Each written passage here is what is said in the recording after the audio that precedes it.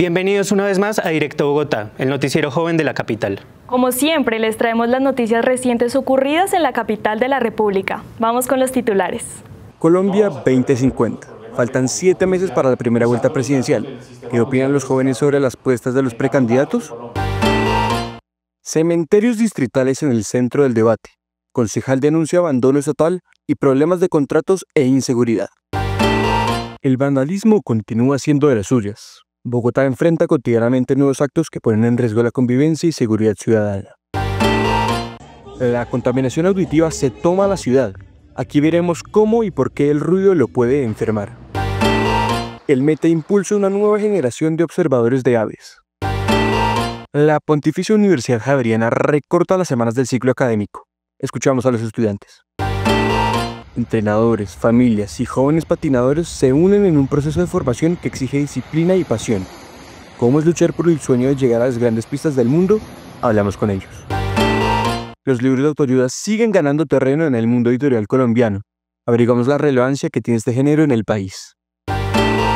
Instituciones públicas fortalecen estrategias y redes de apoyo para personas mayores. ¿Cómo se llevan a cabo? Recopilamos voces involucradas. Con nuevas historias y viejos retos, el cine latinoamericano busca su lugar en el escenario mundial. En Bogotá se exhiben algunas de sus mejores cintas. Los actores jóvenes se abren paso en el teatro bogotano. ¿Qué tiene la ciudad por ofrecer y cómo impacta la profesión? Hablamos con profesionales y gestores de este sector cultural. Cocineros callejeros buscan hacerse un nombre en Bogotá. ¿Cómo es aventurarse en el mundo gastronómico? Esto nos dijeron. En mayo del próximo año, los colombianos acudirán a las urnas para decidir quiénes pasan a segunda vuelta.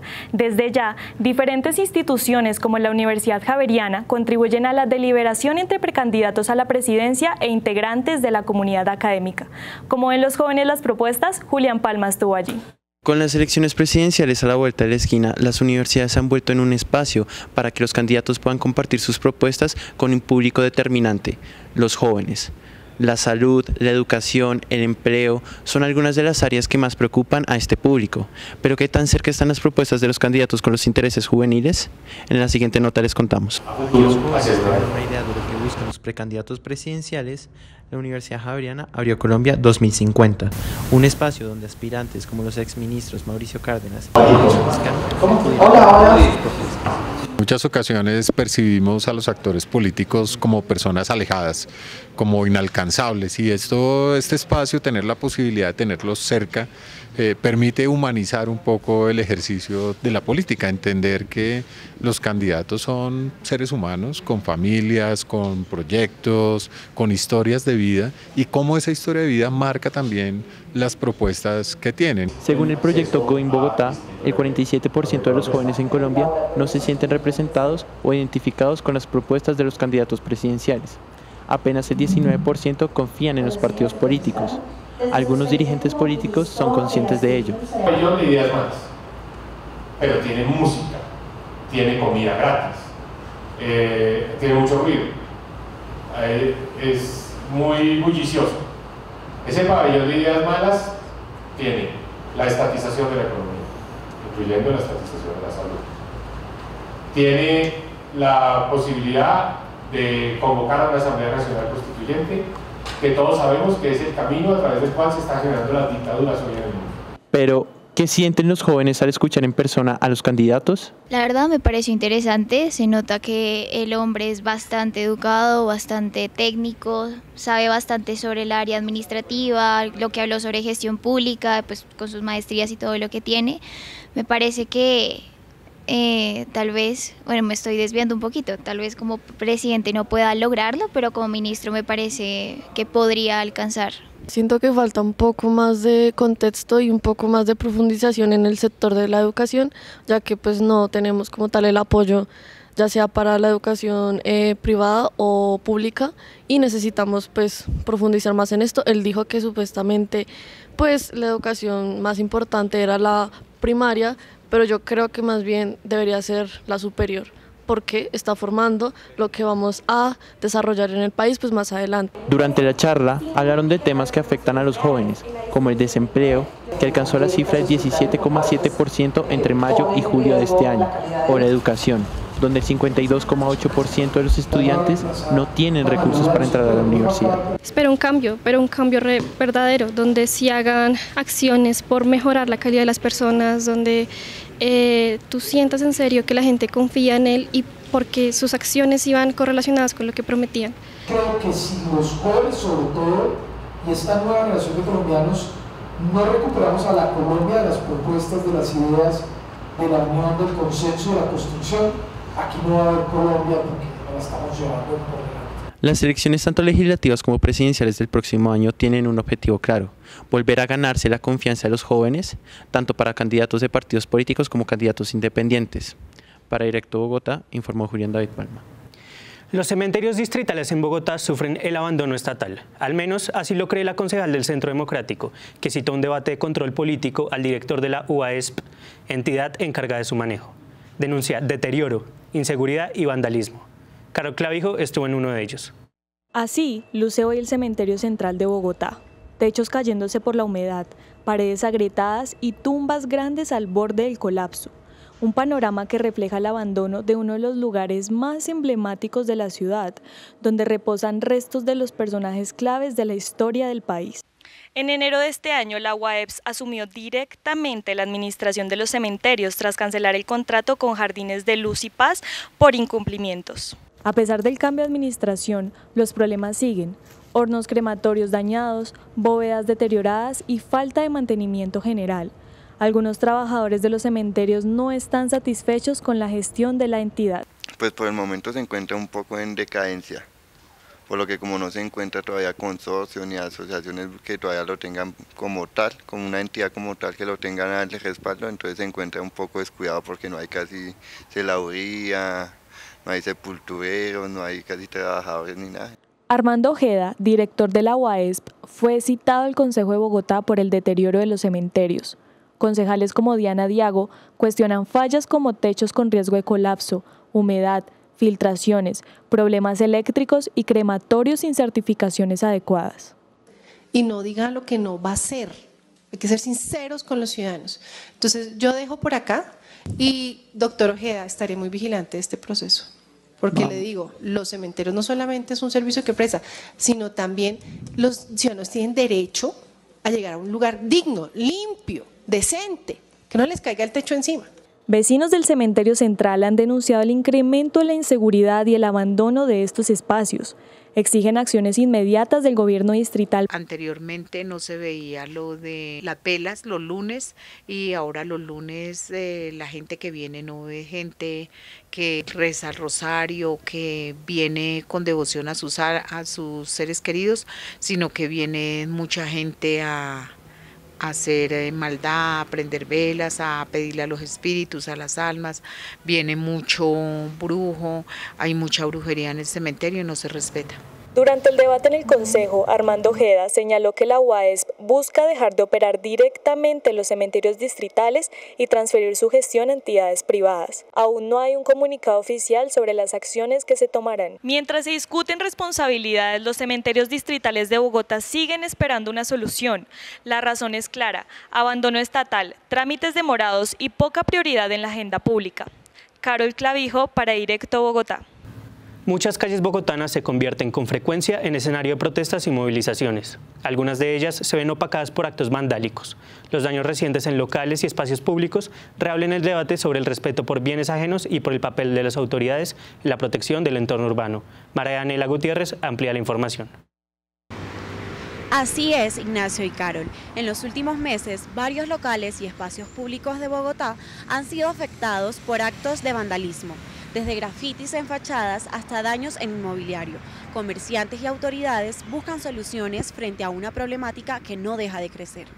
Según la Defensoría del Pueblo, Bogotá concentra el 12% de la conflictividad social del país. Algunas de esas manifestaciones derivan en daños a negocios y mobiliario urbano. En hechos recientes, por ejemplo, una reconocida tienda de instrumentos musicales sufrió las consecuencias. Cambiar este mural nuevamente, obviamente eso funciona el tema monetario, y pues el gasto que se tiene como tal de nuevamente hacer ese proceso. Como medida preventiva, la tienda creó un mural artístico inspirado en el graffiti, pero esto no ha sido suficiente. Lo denunciamos, digamos que ante las instancias gubernamentales nos acercamos y pues nos dijeron que nos iban a ayudar respecto a esto. No nos han dado alguna respuesta como tal, pues para tener como esa ayuda, como también de ese apoyo de la alcaldía, diría yo. La respuesta de los organismos correspondientes no es indiferente. En algunas localidades buscan fortalecer el sentido cívico. Si todos miramos para el mismo lado y logramos comprometernos con la ciudad, seguramente no vamos a botar la bolsa, no vamos a rayar la fachada que no es nuestra, no vamos a romper el bus que nos transporta. Es eso a lo que le apostamos y pues es la estrategia que tenemos ahorita de manera transversal con los diferentes programas. Mientras en Kennedy intentan cultivar la cultura ciudadana, expertos legales como Jaime Ojeda consideran que la prevención queda coja si no hay sanciones y reparación real para las víctimas. Mucha gente, ¿por qué no denuncia? Porque es más la tramitología y el aplazamiento judicial que hay aquí para todas las diligencias, lo que es engorroso y a recuperar unos dinero, por ejemplo, un daño de 2 millones, de 3 millones de pesos, eso demora años, y entonces pues la gente prefiere pues no meterse en eso, ¿no? Más que todo la ley está protegiendo pues al delincuente en estos momentos por esa forma, ¿no? El vandalismo no solo deja huellas en las paredes, también afecta la seguridad, la economía y la percepción de la ciudad. Bogotá enfrenta el desafío de recuperar sus espacios y garantizar el respeto por lo que es de todos. Para Directo Bogotá, María Daniela Gutiérrez. Entre fiestas, obras y tráfico, la contaminación auditiva se ha convertido en un problema de salud pública que afecta al descanso, la concentración y hasta el bienestar emocional en un 21,8% más que el año anterior en los ciudadanos. Lina Guzmán nos muestra cómo viven esta situación los afectados y qué acciones están tomando las autoridades. Compañeros, muy buenas tardes. El ruido en la ciudad ya no es solo una molestia ocasional. Hoy es una de las principales quejas de los ciudadanos. Rumbas nocturnas, piques de motos y carros, construcciones y el tráfico constante generan una contaminación auditiva que afecta la salud y la calidad de vida de miles de personas. ¿Qué dicen los afectados y cómo responden las autoridades? En distintos puntos de la ciudad retumban motores, música, martillos que se han convertido en el telón de fondo de la vida en Bogotá. Una mezcla de ruido constante que deja 6.100 quejas en los últimos 2 meses. El doctor Mauricio Rivera, con más de 13 años de experiencia, advierte sobre sus efectos en la salud mental y física. Si yo no logro dormir de manera continua, sino que tengo microdespertares, hay estudios que demuestran que los ruidos, digamos, o el incremento de ruido puede generar ansiedad e inclusive síntomas depresivos. Es importante. No es que si hay ruido tengo un trastorno de ansiedad o tengo un episodio de depresión. Los problemas de sueño y la irritabilidad se sienten con fuerza en los hogares. Para quienes viven o trabajan en zonas con altos niveles de ruido, la tranquilidad se ha convertido en un lujo. Trabajo desde la casa, entonces me toca cambiarme de sitio donde trabajo porque es que de verdad el ruido es terrible y tengo una terracita y no he podido volver a salir a la terraza. O sea, pues uno puede salir, pero no sentarme a trabajar ahí porque es que hace demasiado ruido. Víctor Fuentes dirige un grupo de establecimientos de ocio nocturno. Asegura que sus locales cumplen con los límites permitidos y que incluso realizan adecuaciones costosas para evitar conflictos con los vecinos. Nosotros hacemos unos cerramientos que no nos competen y que en muchos casos valen 100, 200 millones de pesos para una discoteca, simplemente para que el vecino esté tranquilo. Entonces, aunque existe una nueva ley contra el ruido en el país, su implementación avanza lentamente. Las autoridades locales aún deben adaptarse a los protocolos y fortalecer los mecanismos de medición. Actualmente en Colombia tenemos la nueva ley de ruido que acabó de salir, pero como toda ley tiene un periodo de implementación. Entonces, por ejemplo, muchos vecinos nos dicen ¿qué ha pasado con la ley del ruido? Y yo exijo que me la implementen en mi barrio. Pero ¿qué pasa? Que esa ley se tiene que desconcentrar, se tiene que bajar a las diferentes regiones y localidades, en el caso de Bogotá, y las alcaldías locales tienen que tener 8 meses, digamos la ley lo estableció, tenemos 8 meses para implementar esa norma. Mientras los ciudadanos siguen denunciando el exceso de ruido, las autoridades aseguran que adelantan controles y campañas para mitigar esta problemática. Sin embargo, el reto sigue siendo garantizar entornos urbanos más saludables y silenciosos. Para Directo Bogotá, Lina María Guzmán. En Mesetas Meta, un grupo de niños participa en el semillero Aves por la Vida del Bosque, una iniciativa que busca enseñar el cuidado de la biodiversidad por medio de la observación de aves. El proyecto combina educación ambiental, paz y participación comunitaria. Con binoculares y guías de campo, niños y niñas de entre 6 y 12 años aprenden a identificar aves tanto por su nombre común como por la denominación científica. La iniciativa nació de la cooperación entre la comunidad y Natupaz, una fundación liderada por Elena Soler. Y nosotros creemos firmemente en que estamos haciendo no solamente un cambio cultural, sino también un cambio generacional en términos de conservación del bosque y de construcción de paz. Consideramos que esa paz positiva se construye a partir de esa interrelación entre todas las comunidades del territorio, donde todos logremos impulsar este proceso. Durante las salidas de campo, los niños fortalecen su conocimiento sobre la fauna local y desarrollan una relación más cercana con la identidad de su municipio. Así lo reconoce Liliana, madre de uno de los niños que hace parte del semillero. Él se impregna de toda esa información, maneja su guía y aprende a diferenciarlos. A pesar de ser tan pequeñitos, se le notan las ganas de querer aprender, de que su sueño en el momento de ser biólogo. En el Meta, la observación de aves se ha convertido en una herramienta educativa y también en una oportunidad de conservación. Mesetas, por ejemplo, cuenta con más de 500 especies registradas. Eso lo convierte en un punto clave para la biodiversidad del país. Otra función que de repente tenemos que agradecerle a las aves, y es que se están volviendo ahora, además de dispersoras de semillas, también dispersoras de bienestar para las comunidades, porque llegan turistas de Europa, de Estados Unidos o de otras regiones del país, que las aves los atraen y esos turistas dejan dinero. Y al dejar dinero en esas comunidades, en vez de deforestar el bosque para poner ganado, en vez de hacer actividades que le hacen daño al bosque, esas comunidades empiezan a cuidar el bosque. Desde Mesetas Meta, esta iniciativa demuestra que el avistamiento de aves se puede convertir en una herramienta de cambio generacional clave para la conservación. Sara Fajardo para Directo Bogotá. Tras una reglamentación que entrará en vigor el tercer periodo académico del próximo año, la Pontificia Universidad Javeriana reducirá a 17 las semanas del semestre. La medida generó debate en el alumnado.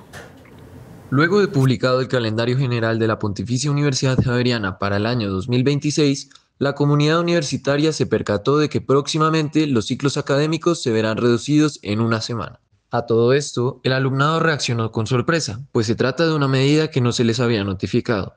Las opiniones son variadas. Unos se declaran indiferentes mientras otros se oponen a la decisión. La verdad, yo considero que no hay ningún problema porque esa semana generalmente no hacemos nada. Es decir, le están quitando una semana, ya no serían 2 semanas de parciales, sino solo una. Y la verdad no te encuentro ningún problema porque generalmente esa última semana ya todos estamos afuera, ya todos entregamos todo.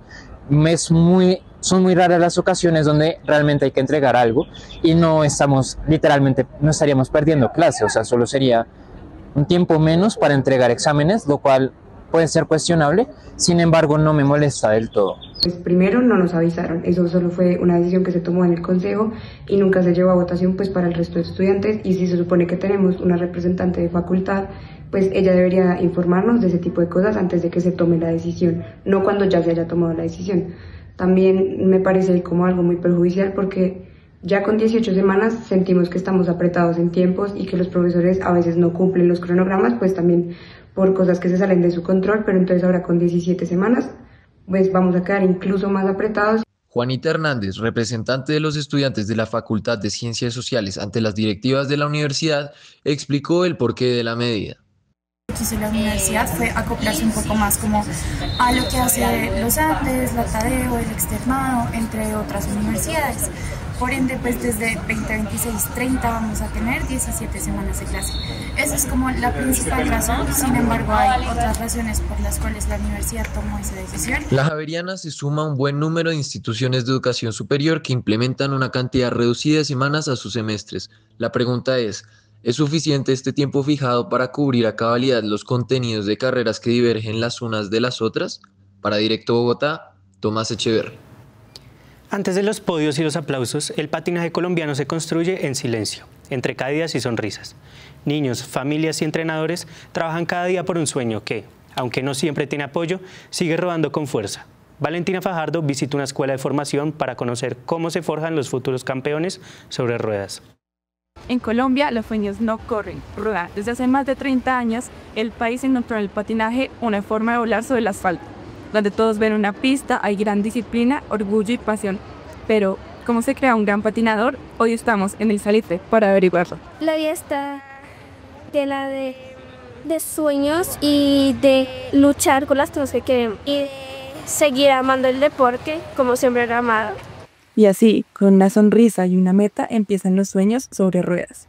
Pero no llegan solos. Detrás de cada niño o niño que patina, hay una familia que empuja, que cree, que no se rinde. El ejemplo que uno les puede entregar a los chicos, el acompañarlos todo el tiempo, saben que es un esfuerzo no solamente de ellos a nivel individual, sino también del padre que lo acompaña en traerlos a sus entrenos, en llevarlos a las competencias. La Liga de Patinaje de Bogotá, la Federación Colombiana y el IDRD han impulsado este deporte con torneos, escuelas y apoyo a clubes locales. Sin embargo, mientras el fútbol ocupa horas en la pantalla, el patinaje, pese a ser el segundo deporte más practicado del país, apenas alcanza unos segundos de visibilidad. Hace apenas unas semanas, Colombia volvió a hacer historia. El país se coronó campeón del Mundial de Patinaje 2025 en China, con 23 medallas de oro, reafirmando su lugar como potencia mundial. Un logro que inspira a cientos de niños y niñas que entrenan soñando con un día llegar ahí. El patinaje está muy abandonado. Somos campeones mundiales y ni siquiera una bienvenida les da, ni siquiera les hacen un homenaje. Entonces es un deporte que entrega muchos títulos al país, muchas cosas lindas y no lo ven. Los sueños ruedan con fuerza, pero a veces chocan con la falta de apoyo, los costos, las ausencias, pero aún así no se detienen. Estamos hablando de una disciplina que es el segundo deporte más masivo practicado en el país, después del fútbol es el patinaje. Todo lo que son los entrenadores y padres de familia son los directos patrocinadores de los deportistas y las personas que hacen que la magia ocurra. Detrás de cada atleta hay años de trabajo, de caídas, de esfuerzo silencioso. Muchos hacen que esto sea su proyecto de vida, aunque pocas veces sea suficiente para vivir de él. Entonces sí falta mucha profesionalización del deporte. Digamos que acá un patinador, aunque se gane una medalla y tenga un incentivo, no puede ver esto como una carrera profesional, y yo creo que estamos morosos tenemos una deuda histórica con este deporte. Y a pesar de todo, Colombia sigue rodando. Y aunque el sueño olímpico puede que esté un poco lejos, el país no debe rendirse. Ha encontrado su propio podio en el que está la constancia y la disciplina. Para Directo Bogotá, Valentina. En Colombia, los libros de autoayuda se han convertido en protagonistas dentro del mundo editorial. Cada vez más lectores buscan en ellos respuestas, herramientas y acompañamiento emocional.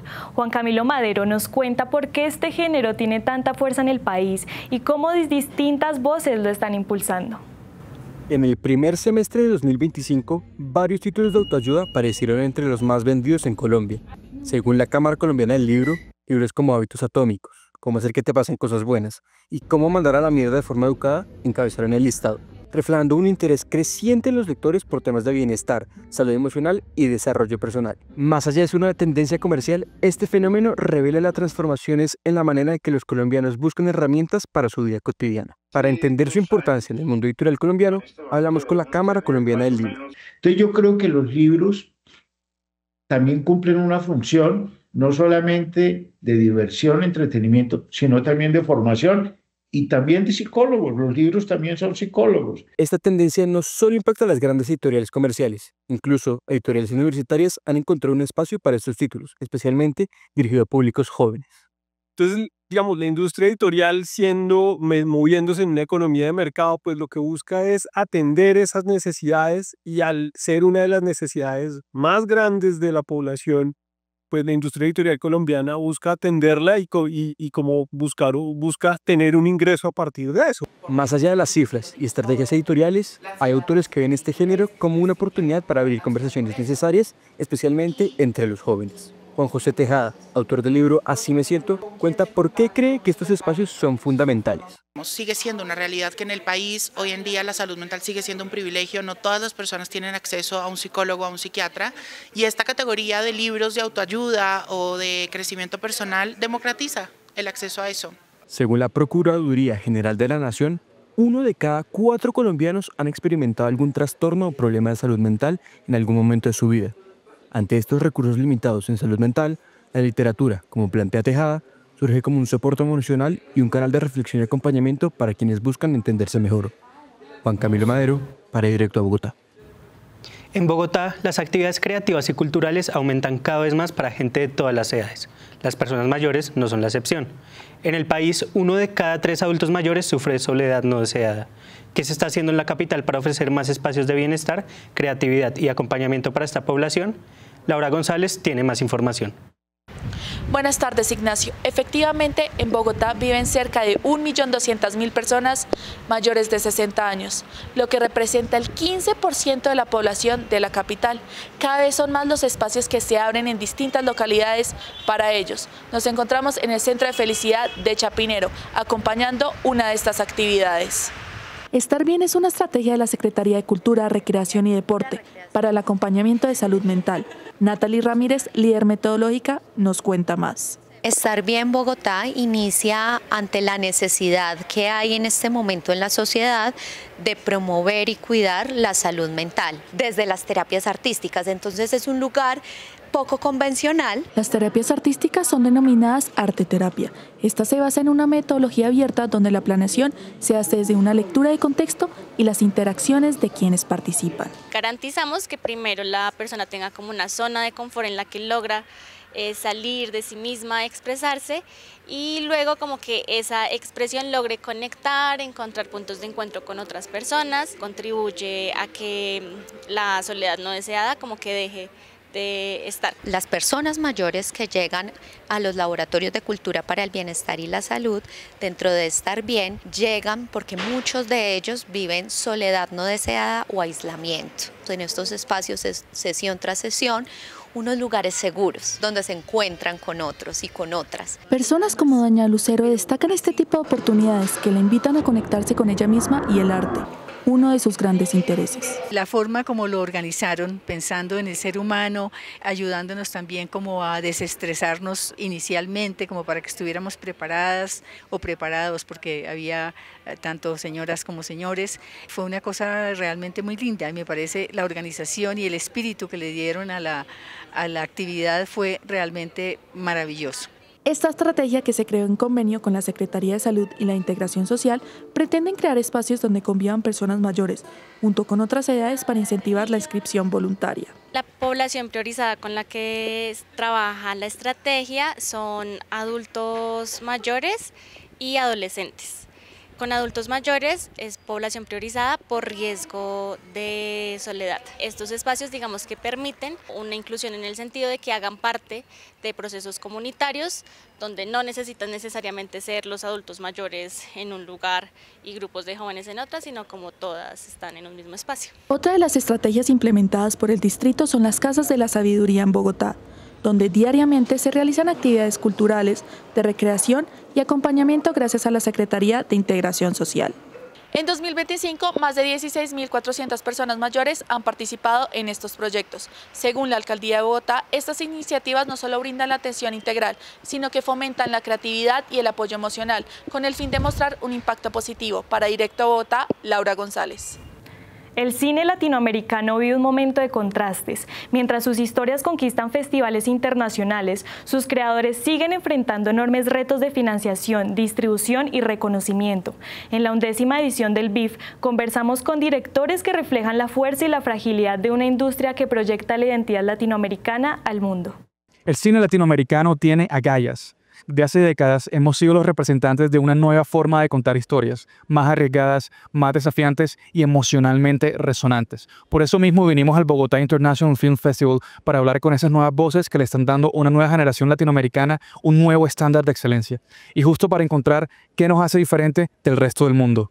En la última década, las producciones de la región han ganado terreno en los principales festivales del mundo. Cannes, Berlín, Venecia. Sin embargo, según el Observatorio Iberoamericano del Audiovisual, solo el 15% de las películas latinoamericanas logra estrenarse comercialmente fuera de su país, y apenas 1 de cada 10 alcanza distribución estable en plataformas internacionales. Aún así, su presencia en festivales internacionales se ha duplicado desde el 2015, lo que demuestra que la mirada de la región sigue despertando interés y reconocimiento crítico. La industria todavía enfrenta retos de financiación y visibilidad. Desde Berlín, una directora radicada en Alemania abre camino en el panorama europeo. Sarah Miró Fisher debutó con The Good Sister, una historia íntima que trata sobre la violencia sexual hacia las mujeres, que conquistó el Festival de San Sebastián y tuvo su estreno mundial en la Berlinale. Siento que hacía falta esa perspectiva, la gente alrededor de los agresores y las víctimas también, y cómo es a veces difícil encontrar una posición frente al conflicto de alguien más. Desde Cali surge una mirada que entiende la industria más allá de la cámara. Natalia Rendón, gestora audiovisual y productora de Llueve sobre Babel, ha encontrado en la producción el arte de conectar las historias con el público correcto. En esta edición del BIF habló sobre otros de los grandes desafíos del sector, la distribución. Empezar a entender mejor la distribución, empezar a entender mejor las audiencias. Ya no se vuelve sostenible hacer una película solo para que la vean los cinéfilos, ¿no? Películas como la que traemos nosotros, Llueve sobre Babel, que es una película un poco más atrevida, un poco más arriesgada. Creemos que si tenemos que pensar en la distribución o que la película pueda tener un retorno, vamos a tener que afectar la narrativa, vamos a tener que afectar lo creativo, o es así. Desde México llega una de las voces más influyentes en la promoción del séptimo arte en la región, Estrella Araiza, directora del Festival Internacional de Cine en Guadalajara y el Guadalajara Film Festival en Los Ángeles. Ha dedicado su carrera a abrir espacios para las historias contadas en español. Su labor no solo es exhibir películas, sino recordarle al mundo que el cine latino tiene el mismo valor que cualquier otro. Son muy genuinas, que yo creo que es a lo que se tiene que apegar la narrativa latinoamericana. Tiene una amplitud y una riqueza increíble. O sea, que hay muchas maneras de mostrar muchas versiones de la misma historia. Yo creo que es muy importante que nosotros nos demos cuenta que tenemos que defender nuestra visión. El cine latinoamericano también tiene mucha pasión. Frente a un escenario mundial es evidente que somos un motor creativo imponente que puede ir influenciando generaciones futuras y creando orgullo no solo en los colombianos, sino en el resto del continente. Para Directo Bogotá, Manuel Herrera. 2025 es el año en el que Bogotá ha invertido más recursos en la financiación de proyectos escénicos. Esto abre una oportunidad a más artistas para mostrar sus capacidades de la actuación y danza. ¿Qué implican estas iniciativas para el oficio, los nuevos talentos y la cultura bogotana? Sara Landines tiene la respuesta. Según el Observatorio de Culturas de Bogotá, solo el 38% de los artistas escénicos jóvenes reciben un apoyo institucional durante el año. Mientras el distrito impulsa festivales gratuitos, muchos actores siguen enfrentando la inestabilidad económica y la falta de espacios para la creación. ¿Cómo lograr que el talento y la pasión sean suficientes para sostener una vida en el teatro? Jorge Mario Escobar, artista escénico, actor y director de teatro, considera que espacios gratuitos no son del todo una oportunidad para los jóvenes actores. Yo creo que la gratuidad le hace daño a la misma industria, porque lo que hace es generar la cultura o la costumbre de que por el arte no se paga. Y creo que hay un craso error. Desde otra perspectiva, artistas jóvenes sí ven estas iniciativas como la oportunidad de abrirse a diversos públicos. Laura Betancourt nos cuenta más. Nos permiten abrirnos a distintos públicos, nos permiten encontrarnos y toparnos también con ya un lugar mucho más profesional, un lugar en donde cuenta con equipos de alta gama. Más allá de esto, la Secretaría de Cultura, Recreación y Deporte, que apuesta por las artes escénicas, admite que no todos los espacios que brindan son una alternativa completa para la producción teatral. El teatro juvenil se sostiene sobre todo por sus propios medios. Hay una gran capacidad de becas, hay una gran capacidad de invitaciones culturales que soportan, apoyan, promueven el fortalecimiento de los jóvenes y de los emergentes. Debe haber un apoyo financiero un poco mayor, entendiendo que pues también nosotros ensayamos por fuera, nos vemos por fuera, tenemos equipos por fuera, hay alimentaciones que se deben tomar, hay transportes que se deben tomar, entonces como que siento que puede sopesarse un poquito más ese tipo de cuestiones. Según la Secretaría de Cultura de Bogotá, más de 70 espacios escénicos impulsan hoy el teatro joven, aunque la gran mayoría de estos grupos aún dependen de la autogestión, un arte que pese a todo sigue en pie, porque el talento también sostiene el escenario. Para Directo Bogotá, Sara Landines. Entre el humo de las ollas y el bullicio de la ciudad, cientos de vendedores de comida trabajan cada día en las calles de Bogotá, llevando sabor y tradición a cada esquina. Sin embargo, pocos logran la estabilidad o el reconocimiento que su oficio merece. Ahora, nuevas ferias impulsadas por la Secretaría de Cultura buscan cambiar esa historia y dar visibilidad a quienes cocinan desde el corazón de la calle. En Bogotá, cientos de cocineros trabajan cada día desde sus propios puestos en la calle. Aunque sus fogones están a la vista de todos, pocos logran hacer su nombre entre los transeúntes. Muchos dependen del voz a voz para poder atraer nuevos clientes. Pero sin estabilidad ni reconocimiento, sostener un negocio gastronómico en la calle sigue siendo un desafío. No, pues más que dificultad es al inicio empezar, como que la gente te conozca, ¿sí? O sea, digamos que podemos tener una cocina así sea suave, pero con que la gente nos conozca desde un principio y como que si le agrada realmente a la comida nos va bien.